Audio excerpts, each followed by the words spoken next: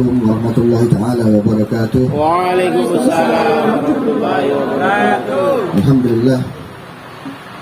Hamdan katsiran thayyiban mubarakan fih. Hamdan yafuqu hamdal hamidin min ibadi wa syukra syakirin. Ya Rabbana lakal hamdu kama yanbaghi li jalali wajhika li 'azmi sultanik. Amin. Allahumma salli wa sallim ala sayyidina Muhammadin al-fatihi lima ughliq wal khatimi lima sabaq nasiril haqqi bil haqq wal hadi ila siratikal mustaqim wa ala alihi wa sahbihi haqqa qadrihi wa miqdaril azim, amma ba'du. Ma'asyiral hadirin wal hadirat yang dimuliakan oleh Allah Subhanahu wa taala. Alhamdulillah, kita bersyukur kehadiran Allah Subhanahu wa taala di mana pada siang hari ini kita berkumpul bersama-sama dalam rangka menghadiri acara Bapak Sodik yang mudah-mudahan Allah Subhanahu wa taala kabulkan hajatnya. Allah mudahkan segala urusannya. Amin. Dan Allah berikan perlindungan kepada beliau dan keluarga beliau. Amin ya rabbal alamin. Dan yang sama-sama kita muliakan guru kita bersama Kiai Haji Wasrah Abdul Wahid, pengasuh daripada Pondok Pesantren Matoliul Hikmah dari Bumi Ayu. Masya Allah, alhamdulillah. Al-Fakir juga beberapa kali menonton tayangan video melalui YouTube dari mulai perkembangan pondok pesantren, kegiatan di pesantren sampai beberapa taklim yang dipimpin oleh beliau. Alhamdulillah, mudah-mudahan Allah Subhanahu wa taala panjangkan umur beliau. Amin. Allah mudahkan segala urusan beliau. Allah lindungi beliau.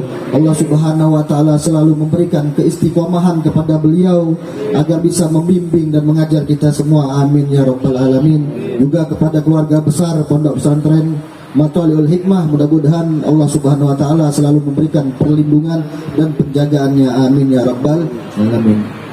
Ma'asyiral hadirin wal hadirat yang dimuliakan oleh Allah Subhanahu wa taala, tidak berpanjang lebar. Alhamdulillah, pada siang hari ini juga kita bersama-sama kumpul di tengah-tengah guru besar kita. Ini satu anugerah dari Allah Subhanahu wa taala, yang mana dikatakan oleh ulama bahwasanya man la salaka fi tariqi ahlu tahayyam wada. Barang siapa yang tidak berjalan dengan jalan para leluhurnya, para guru-gurunya, maka orang tersebut akan tersesat dan kebingungan. Zaman sekarang, ma'asyiral hadirin wal hadirat, banyak sekali orang yang hanya belajar pada kitab tanpa guru. Banyak orang yang belajar hanya melihat media tanpa belajar langsung. Kadang-kadang subhanallah, kata ulama, kebanyakan orang di zaman sekarang taraku kulla syai', mereka banyak meninggalkan sesuatu. Wada'au kulla syai', mereka mengklaim sesuatu, segala sesuatu diklaim. Wa fatahum kulla syai', dan mereka akan kehilangan segalanya.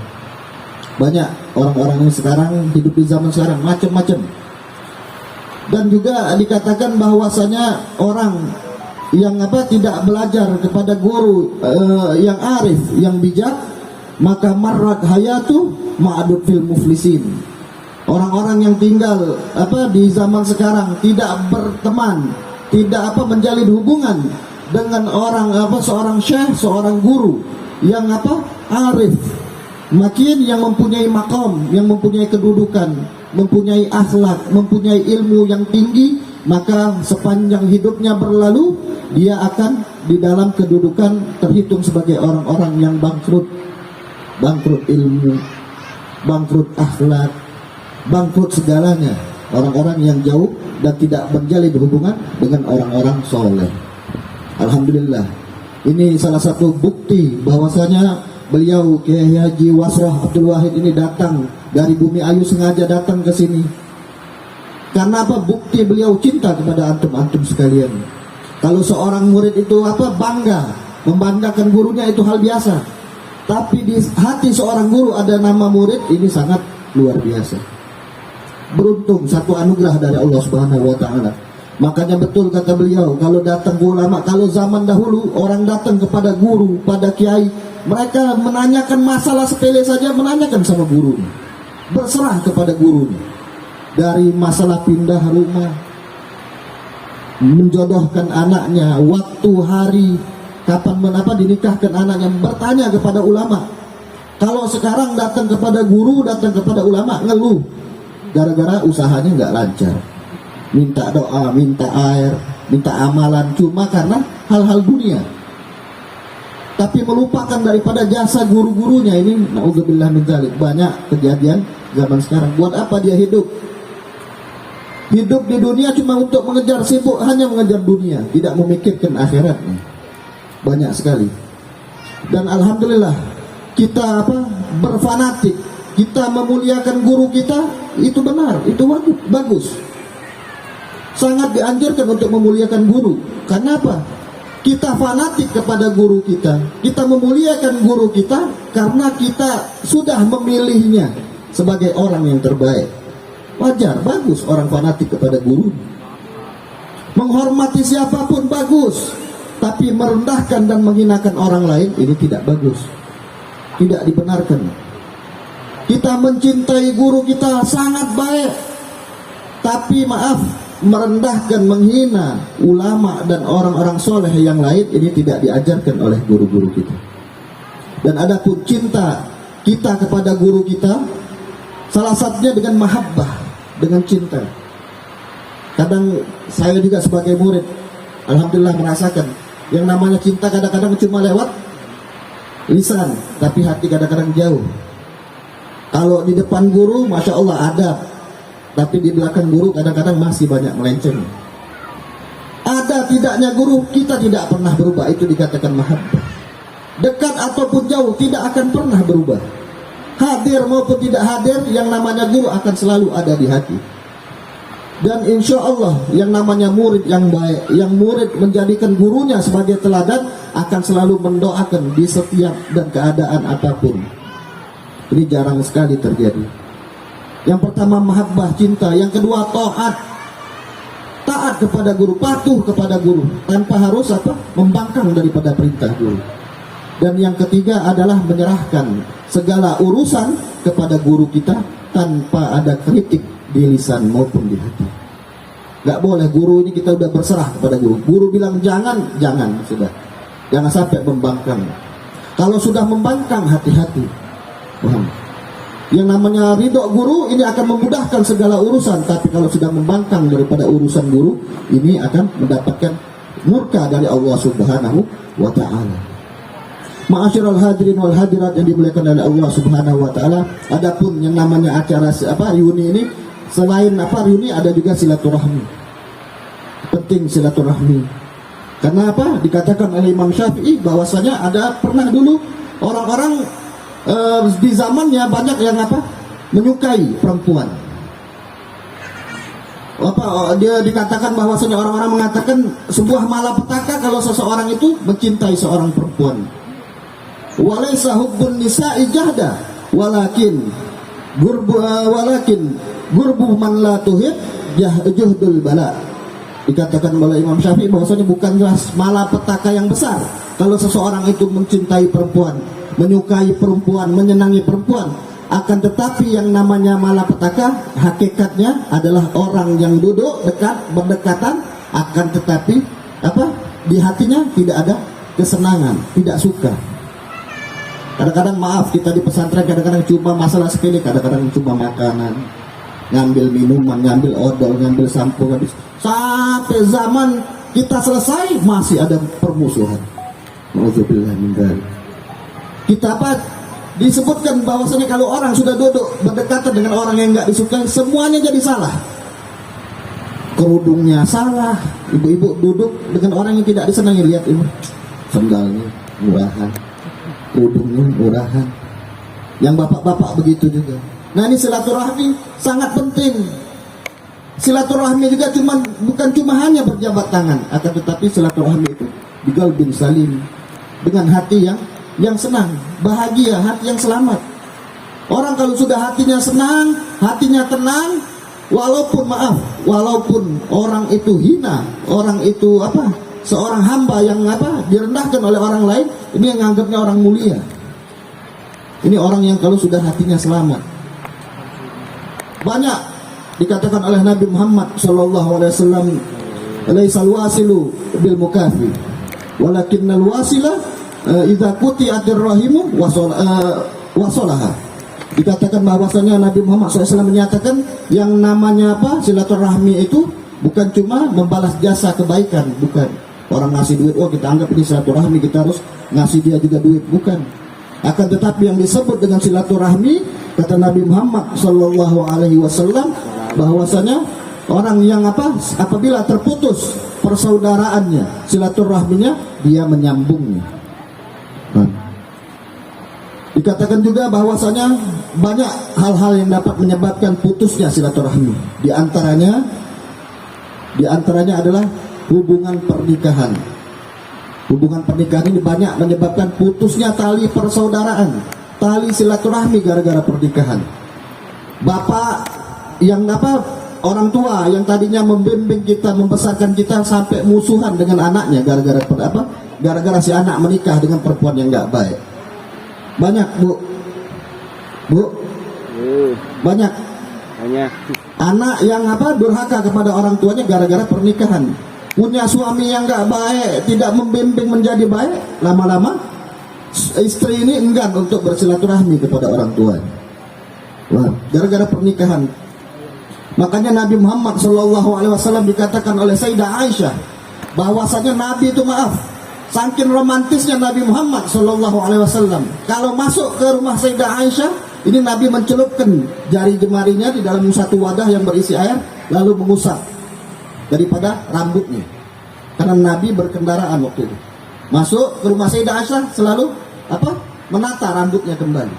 Kemudian pakai siwak Nabi Muhammad SAW. Sebelum masuk, padahal zatnya Nabi Muhammad keringatnya saja wangi. Kalau bapak-bapak bu di rumah, pulang ngojek, pulang dari kantor, pulang kuliah, pulang apa segala macam, subhanallah. Kadang-kadang sampai menjalin apa silaturahmi sama istri saja enggan. Perlu kita ikuti Nabi Muhammad SAW. Ketika Sayyidah Aisyah ditanya bagaimana apa romantisnya Nabi Muhammad SAW, bagaimana Nabi itu romantisnya? Nabi itu kalau apa di dalam peperangan, seakan-akan Nabi itu tidak pernah mengenal yang namanya kemesraan. Itu Nabi Muhammad. Kalau di dalam peperangan, seakan-akan Nabi itu tidak ada apa kemesraan di dalam jiwanya. Tapi kalau di dalam rumah, kata Sayyidah Aisyah, Nabi itu kalau sudah di rumah, seakan-akan tidak pernah mengenal yang namanya peperangan. Subhanallah. Kalau istri zaman sekarang ada pak yang kalau datang apa, istri Sayyidah Aisyah itu kalau apa menunggu datangnya Nabi Muhammad, kadang-kadang berjam menunggu Nabi Muhammad. Datang suara kuda dilihat, diintip sama Sayyidah Aisyah, oh bukan Nabi Muhammad. Ditunggu 1 jam sebelum. Kalau istri kita pulang buka pintu dengan muka yang mengeluarkan taring, seram. Kadang-kadang kita mau masuk rumah itu baca ayat kursi dulu deh, takut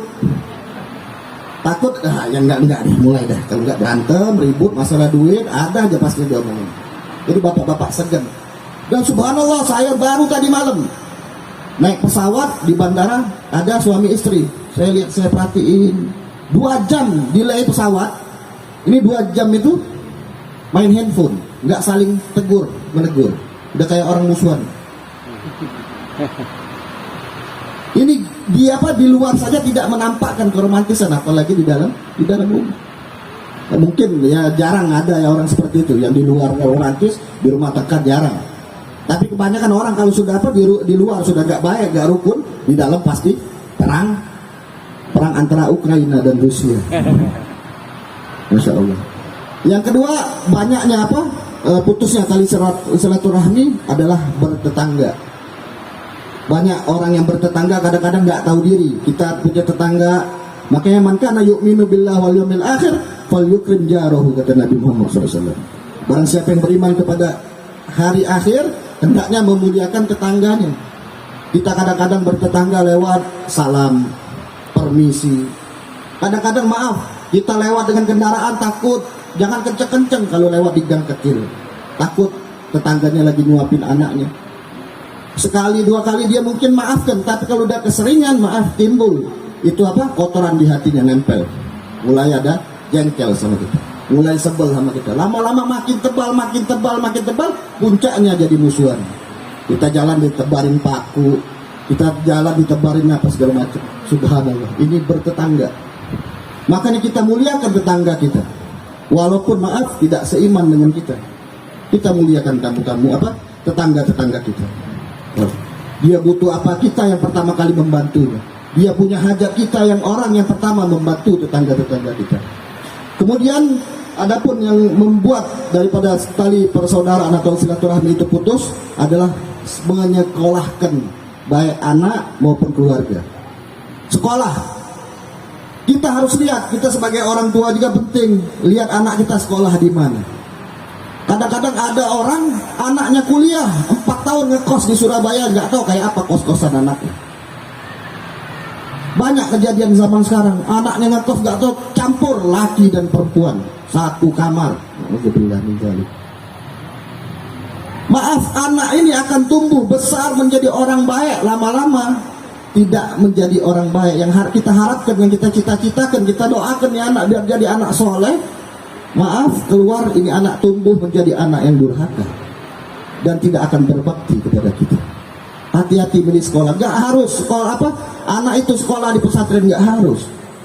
Tapi sekali lagi, al-bait madrasatul ula. Rumah itu sekolah pertama untuk anak. Jadi orang tuanya yang mendidik, orang tuanya yang mengajarkan, bimbing. Kita apalagi yang alumni dari pesantren, kita ajak, kita bimbing anak-anak kita. Apa yang kita dapatkan dari Pak Kiai, dari Abah, kita ambil, kita amalkan, kita sampaikan kepada anak-anak kita. Kita kepengen, maaf, walaupun dia sekolah ngambil kedokteran, ngambil hukum, ngambil komputer, bukan nyolong, tapi belajar komputer. Kita kepengen dia walaupun ngekos, walaupun jauh keberadaannya dari kita, tapi tiap malam selalu menangis, berderai air matanya mendoakan kita. Itu yang kita harapkan. Kita kepengen punya anak bakti, kita juga harus berbakti kepada guru dan kepada orang tua kita. Sekali lagi, seorang anak itu lebih cepat melihat daripada apa yang mereka dengar. Kalau bapaknya sering bentak orang tuanya, jangan harap ini anak bakal bakti kepadanya. Kalau anak ini orang tuanya sudah tidak mencontohkan sholat, ke masjid, ke majelis ilmu, ini anak condong nanti besarnya akan menjauhkan daripada yang namanya majelis, sholat berjamaah di masjid dan lain-lainnya. Ma'asyiral hadirin wal hadirat yang dimuliakan oleh Allah Subhanahu wa taala, mungkin karena jam menunjukkan pukul 11, mata ngantuk, perut lapar, kaki kesemutan, radang tenggorokan, susah buang air besar nanti takutnya kalau kelamaan. Mungkin ini saja Pak Kiai, saya mohon maaf, dan kepada Bapak Sodik yang baru pindah rumah, mudah-mudahan Allah Subhanahu wa taala jaga penghuni daripada rumah tersebut. Mudah-mudahan Allah Subhanahu wa taala selalu memenuhi rumah tersebut dengan cahaya. Mudah-mudahan Allah Subhanahu wa taala makmurkan itu rumah dengan ilmu, dengan kelembutan, dengan takwa, dan dijauhkan rumah tersebut daripada gangguan dan bencana. Amin ya rabbal alamin. Wabillahi taufiq wal hidayah. Assalamualaikum warahmatullahi taala wabarakatuh. Waalaikumsalam warahmatullahi wabarakatuh.